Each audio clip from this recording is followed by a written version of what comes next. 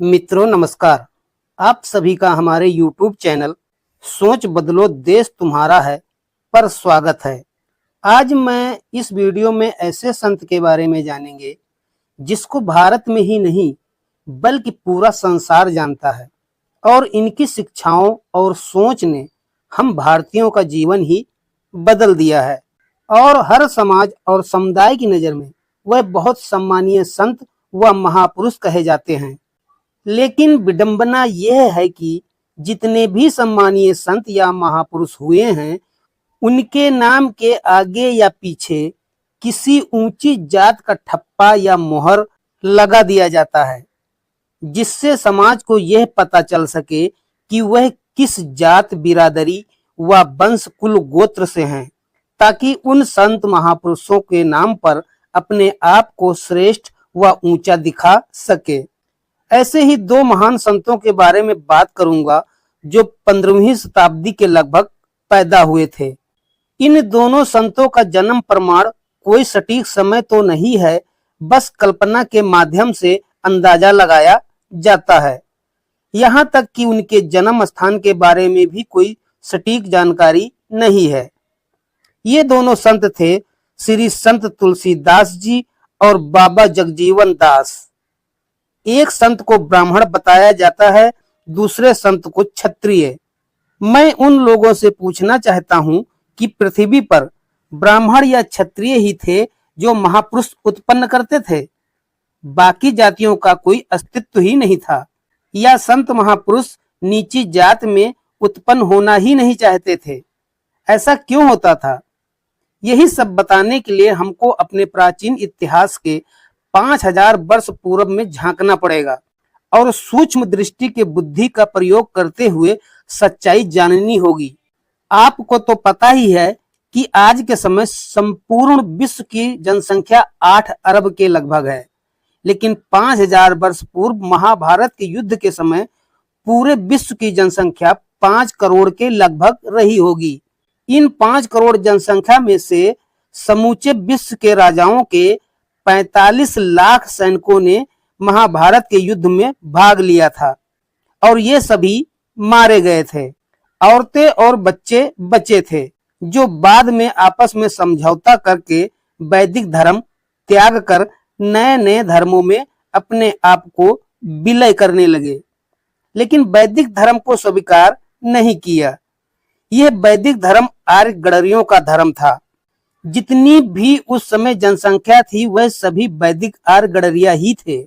इन वैदिक आर्य गडरियों के वंशजों में अस्मक, कुंडिनपुर, अनुपक, महिष्मत, आनर्त, अवंती, दसार्ण, निषद, वत्स, चेदी, कुंतीभोज, पटचर, सूरसेन, मत्स्य, दक्षिणी पंचाल, उत्तरी पंचाल, सोमक, साल्व, आभीर, सौबीर, सिंधु, सिबि, अम्बष्ट, मालव, त्रिगर्त, शूद्रक, मद्रदेश, कैकेय, वसत, पौरव, तंगण, परतंगण, पिशाच, द्वर्द, पारद, बाहिलिक, यवन, कंबोज, गांधार, उदीच, सशक्य, तुषार, सिंघल, केरल, पांडे, चोल, चुचुप, तित्तिर, कलिंग, मेकल, उत्कल, अनुपक, सौराष्ट्र, आनर्त, पौंड्र, त्रिपुरा,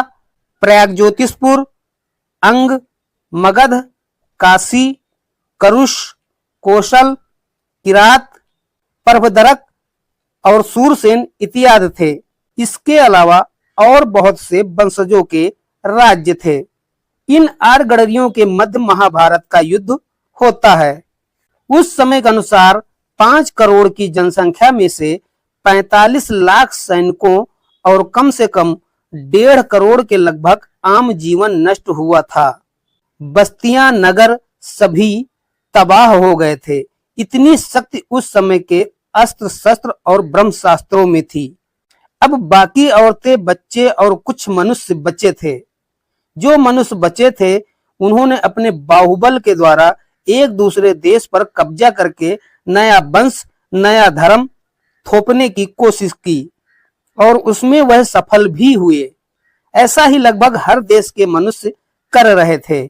ऐसे ही एक गडरिया का आभीर वंश और माहिष्मती देश था। उस पर कुछ शक्तिशाली मानवों ने कब्जा करके एक नए वंश की स्थापना की। धीरे धीरे वर्षों बीत गए और ये अपने वंश को गोडरी, गाडरी या गोंडारी कहने लगे।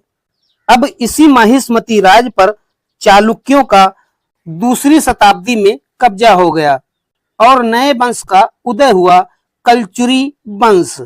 हम आपको बता दें कि कलचुरी वंश वाले ही अपने आप को गोडरी, गाडरी और गोंडारी से ही गोंड वंश की उत्पत्ति हुई। अब यही गोंड गडरियों ने गोंडवाना देश की स्थापना की। इस गोंडवाना देश पर गाडरी या गोंडारी गडरियों ने लगभग 500 बरस राज किया। बाद में इसी वंश में नानुक राजा हुए और 8वीं शताब्दी में नर्मदा और यमुना के बीच जेजाग भुक्ति या जिझौती, जिसे बुंदेलखंड भी कहते हैं, वहां पर जाकर शासन किया और चंदेल वंश की नींव रखी। इसी गडरिया के चंदेल वंश में राजा परिमाल हुए, जिसके सेनापति आल्हा उदल थे। आल्हा उदल गडरिया कैसे हैं, इस वीडियो का लिंक डिस्क्रिप्शन बॉक्स में दे दिया गया है, जाकर देख लेना। 12वीं शताब्दी में चंदेलों का राज्य मोहम्मद गौरी या अन्य राजपूत राजाओं की वजह से ही छीण हो जाता है। उस समय तक विदेशी मुगलों का आक्रमण शुरू हो चुके थे। अनेक राजपूत राजाओं ने मुगलों से तो रोटी बेटी का नाता जोड़ लिया था, लेकिन चंदेलों ने वहां से पलायन करने की सोची और अलग अलग स्थानों पर पलायन करने लगे। इन्हीं में से कुछ चंदेल गडरियों ने अवध राज्य के उत्तर घाघरा नदी के समीप सूकर क्षेत्र में बस गए और वहीं पर पशुपालन या भेड़ पालन एवं कृषि कार्य करने लगे। सूकर क्षेत्र को भगवान वाराह की अवतरण भूमि माना जाता है। यह अयोध्या के पश्चिम 50 किलोमीटर की दूरी पर स्थित है। यह गोंडारी गडरिया जो चंदेल थे, इन्होंने ही भेड़ और पशु चराने का काम करने लगे। आपको बता दें कि राजपूतों की अन्य शाखाएं जो थी, उन्होंने तो मुगलों से रोटी बेटी का नाता जोड़ लिया था, लेकिन चंदेल गडरिया यानी गाडरी या गोंडारी ने कभी मुगलों की दास्ता नहीं स्वीकार की, क्योंकि मुगल तो मुगल थे ही, अन्य राजपूतों ने भी चंदेलों को राजपूत नहीं माना। इसका कारण आल्हा उदल थे, जो गडरिया समुदाय से ताल्लुक रखते थे और चंदेल के पूर्वज भी गडरिया थे।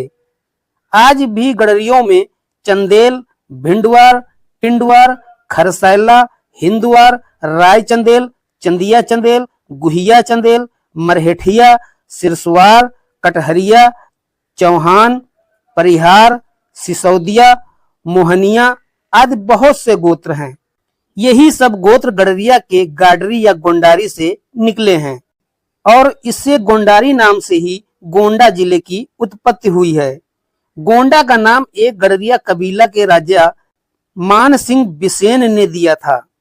इसी गोंडा क्षेत्र में पस्का के आसपास सूकर क्षेत्र है, जो बहुत बड़ा तराई में स्थित चारागाह है। यहाँ पर भेड़, बकरी और पशुओं को चराया जाता था। इसी सूकर क्षेत्र के पास में राजापुर ग्राम है। इसी राजापुर ग्राम में आत्माराम रहते थे। आत्माराम गोंडारी या गडरिया 15वीं शताब्दी में जानवर चराया करते थे। अब इन्हीं आत्माराम गोंडारी या गडरिया जो चंदेला गोत्र से थे, उन्हीं के यहाँ श्री तुलसीदास का जन्म होता है और इसी चंदेल गडरिया गोंडारी से उस चारागाह का नाम गुरनाद चारागाह कहा गया और इसी चारागाह में अपने भेड़, बकरी व पशु चराने वाले चंदेल गडरियों को गोस्वामी कहा जाता था। आज भी पंजाब, हरियाणा, दिल्ली और उत्तर प्रदेश के घुमक्कड़ू कबीला जो गडरिया के गोडरी या गाडरी समुदाय से ताल्लुक रखते हैं, उन्हें गोस्वामी, जोगी, गिरी व पुरी कहा जाता है। ये लोग भेड़ पालन और पशुपालन का कार्य छोड़कर घुमक्कड़ी का जीवन व्यतीत करते थे और ये घुमक्कड़ी जीवन में हींग व रंग बेचने का कार्य व सारंगी बजाकर कुछ न कुछ गाते रहते थे। कुछ जोगी लोग भिक्षुक भी होते थे। सच्चाई ये है कि आज का ब्राह्मण समुदाय गोस्वामियों और जोगियों को ब्राह्मण नहीं मानता है। ये ओबीसी कैटेगरी में आते हैं। यही गोंडारी या गडरिया के चंदेल गोत्र में आत्माराम गोंडारी के यहाँ श्री तुलसीदास गोस्वामी का जन्म होता है, जिन्होंने श्री रामचरितमानस की रचना की। लेकिन जातिगत विडंबना यह है कि इनको ब्राह्मण जात के दुबे गोत्र में बताया जाता है। मैं आपको यह बताना चाहता हूं कि गोस्वामी तुलसीदास के जन्म स्थान का प्रमाण की सटीक जानकारी आज तक कोई नहीं बता पाया है। कोई बांदा चित्रकूट के राजापुर ग्राम का जन्म स्थान बताते हैं, कोई एटा कासगंज सोरो क्षेत्र के राजापुर ग्राम का जन्म स्थान बताते हैं और कोई गोंडा के सुकर क्षेत्र राजापुर ग्राम का जन्म स्थान बताते हैं। इस समाज में ऊंची जात वालों की समस्या यह है कि जब उनके जन्म स्थान का प्रमाण तक ज्ञात नहीं है तो इतिहास में यह कैसे लिखा गया कि गोस्वामी तुलसीदास दुबे गोत्र के ब्राह्मण थे। हाँ, ब्राह्मण हो सकते हैं, वह भी गडरिया समुदाय से, क्योंकि बुद्धिजीवियों और ज्ञानी मानवों को हमारा सनातन धर्म ब्राह्मण कहता है, वह चाहे किसी भी वर्ण का हो। इसके विपरीत गोस्वामी तुलसीदास के वंशजों यानी गोंडारी गडरिया के चंदेल वंशजों ने राजापुर सुकर क्षेत्र पस्का गोंडा से निकलकर 18 किलोमीटर की दूरी पर बसे सरदाहा गांव आ गए। ग्राम राजापुर सुकर क्षेत्र पस्का गोंडा से सरदाहा स्थान 18 किलोमीटर दूरी पर स्थित है। बीच में घाघरा नदी पड़ती है, जिसे सरयू नदी भी कहा जाता है। यह सरदाहा गांव आजकल अवध क्षेत्र बाराबंकी उत्तर प्रदेश में पड़ता है। इसी सरदाहा गांव में संत श्री जगजीवन दास का जन्म होता है। मित्रों, आपको बता दें कि 15वीं शताब्दी में जन्मे गोस्वामी तुलसीदास के 100 सालों बाद यानी 16वीं शताब्दी में श्री संत जगजीवन दास का जन्म गोंडारी या गडरिया के चंदेल गोत्र में हुआ था। बचपन में यह भी भेड़ और पशुओं को चराने का काम किया करते थे और अपने गांव सरदाहा से 5 किलोमीटर की दूरी पर स्थित कोटक वन तक अपने पशुओं को चराने जाया करते थे। इसी कोटक वन में एक अभरण था यानी तालाब। इस तालाब को पांडवों ने वनवास के दौरान बनवाया था। पांडवों ने वनवास के दौरान इसी कोटक वन में कुछ वर्ष बिताए थे। इसी कोटक वन के अभरण या तालाब के पास बैठकर श्री संत जगजीवन दास भक्ति पद का गायन किया करते थे। धीरे धीरे इनकी नाम की प्रसिद्धि इतनी फैली कि आसपास के लोग इनको दिव्य पुरुष मानने लगे और कुछ सालों बाद इनके अनेकों शिष्य हो गए। इनके 4 मुख्य शिष्य थे, जिन्हें 4 पावा कहते थे, और सतनामी पंथ का प्रचार हेतु 14 शिष्य थे, जिन्हें 14 गद्दी के नाम से जाना जाता था। इन 14 गद्दी में साहब बालादास कोरी ग्राम अमरा, साहब मनसादास चमार, साहब प्यारे दास जरौली, साहब कायम दास रसूलपुर और बहुत से प्रचारक संत थे। इन्हें ही 14 गद्दी के नाम से जाना जाता है। सतनाम पंथ के प्रवर्तक श्री जगजीवन दास ने जात पात के भेद को मिटाकर मानव को मानव से प्रेम करना सिखाया। जहाँ कोई जात पात नहीं, वह कोटक वन है और यही कोटक वन आज के समय कोटवा धाम के नाम से जाना जाता है। लेकिन यहाँ भी श्री संत जगजीवन दास को क्षत्रिय कहने पर बाज नहीं आ रहे हैं। अब बताओ कि श्री संत गोस्वामी तुलसीदास एक ब्राह्मण और बाबा श्री जगजीवन दास एक क्षत्रिय, जबकि दोनों महापुरुष संत आर्य गडरिया के आभीर वंश के कलचुरी वंश से और कलचुरी वंश से संदेल वंश के गोंडारी गाड़री गोडारी या गडरिया समुदाय से हैं और यही सत्य है। लेकिन हमारे समाज में आज भी मनवाद हावी है, जिसकी लाठी उसकी भैंस। इसलिए मैं आप सभी को बताना चाहता हूं कि सोच बदलो, देश तुम्हारा है।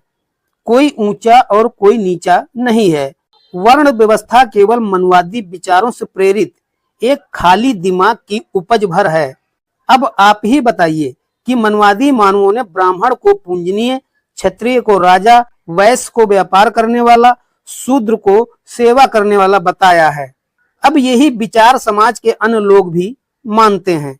लेकिन सच्चाई ये है कि यह वर्ण व्यवस्था राजा के राजतंत्र के इर्द गिर्द चलती थी। जिस राजा के राजतंत्र में राजा होता था वह क्षत्रिय होता था।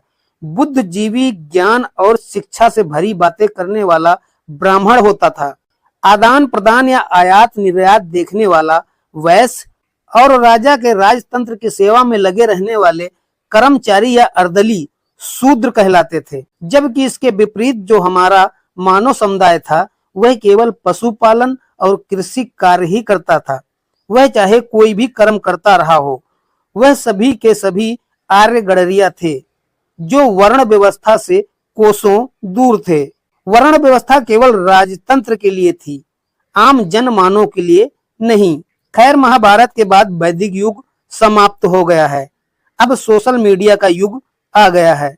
अपने आप को गलतफहमी का शिकार मत बनने दो। शिक्षा को सर्वोत्तम हथियार बनाओ और इसी शिक्षा के दम पर अपने सनातन धर्म को पहचानो और खुद को भी। तभी मानव सभ्यता या अन्य जीवों का कल्याण हो सकता है। वीडियो कैसी लगी? कमेंट्स, लाइक, शेयर और सब्सक्राइब जरूर करना। वीडियो देखने के लिए धन्यवाद। जय श्री राधा कृष्णा, जय श्री सीताराम, जय सनातन धर्म की। हर हर महादेव।